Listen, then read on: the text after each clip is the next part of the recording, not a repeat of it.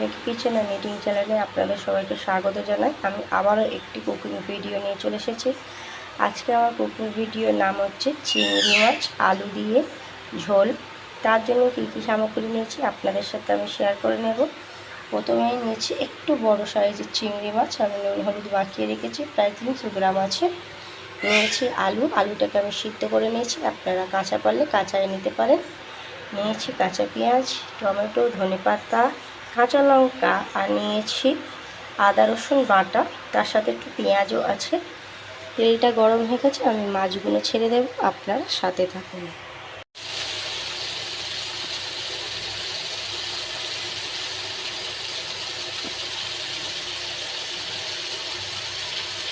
আর আমি কিন্তু ভাজবো না, এবার আমি তুলে নেব।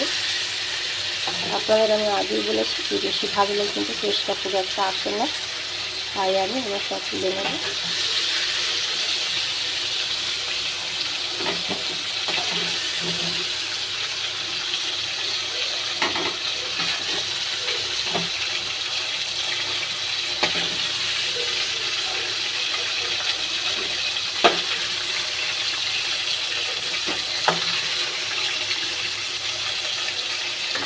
এই তেলেই আমি কাঁচা পেঁয়াজটা দিয়ে দেব, দিয়ে একটু হালকা বাদামি করে ভেজে নেব।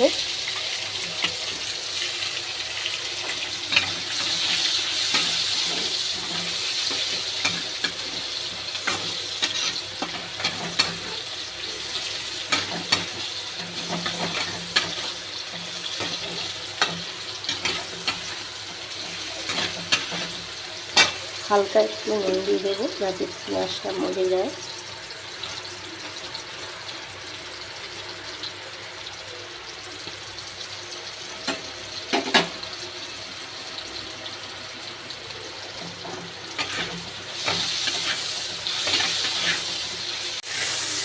টমেটোটা দিয়ে দিলাম, পেঁয়াজটা ভাজা হয়ে গেছিল।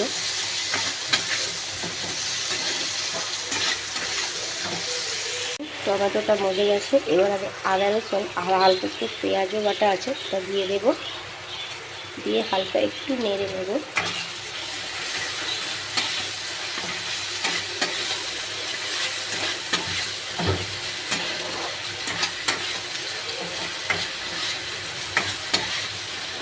এবার আমি আলু সেদ্ধটা দিয়ে দেব।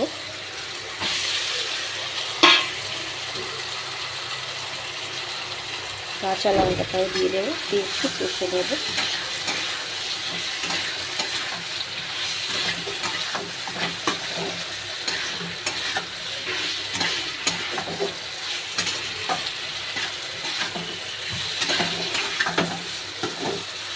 এবার এর মধ্যে আমি দেব হাফ চামচ হলুদ গুঁড়ো, দেব কাশ্মীরি লঙ্কা গুঁড়ো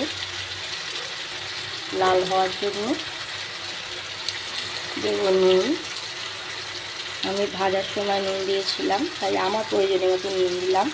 আর আমরা একটু নুনটা একটু বেশি খাই, কারণ আমরা কাঁচা নুন খাই না, আমরা রান্নার নুনই খাই, রান্না করা নুনই খাই, তাই একটু নুনটা বেশি দিলাম। প্রায় প্রতিটা ভিডিওতেই আপনারা হয়তো দেখে থাকবেন। এবার হালকা আমি একটু জল ব্যবহার করব, দিয়ে একটু কষে নেব।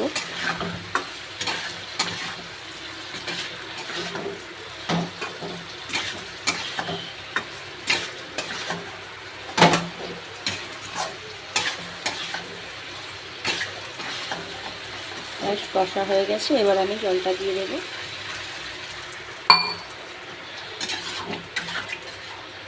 দেখেন আমি জলটা দিয়ে দিয়েছি, এবার ফুটে গেলে আমি মাছটা দেব।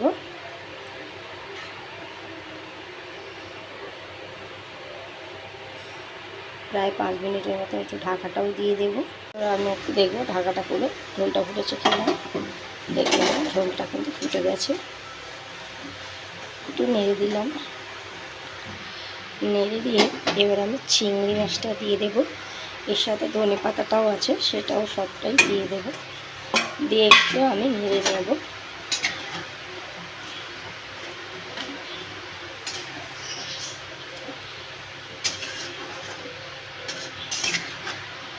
দিয়ে আমি কিন্তু একটু আবারও ঢাকা দিয়ে দেব, কারণ চিংড়ি মাছের টেস্টটা নাহলে ঝোলের মধ্যে পাওয়া যাবে না। একটু 5-10 মিনিট ফুটিয়ে নিলে চিংড়ি মাছের টেস্টটা ঝোলের সাথে একটু মিশে যাবে, ঝোলটা আরও সুন্দর হবে। তাই আমি আরেকটু ঢাকা দিয়ে দিলাম।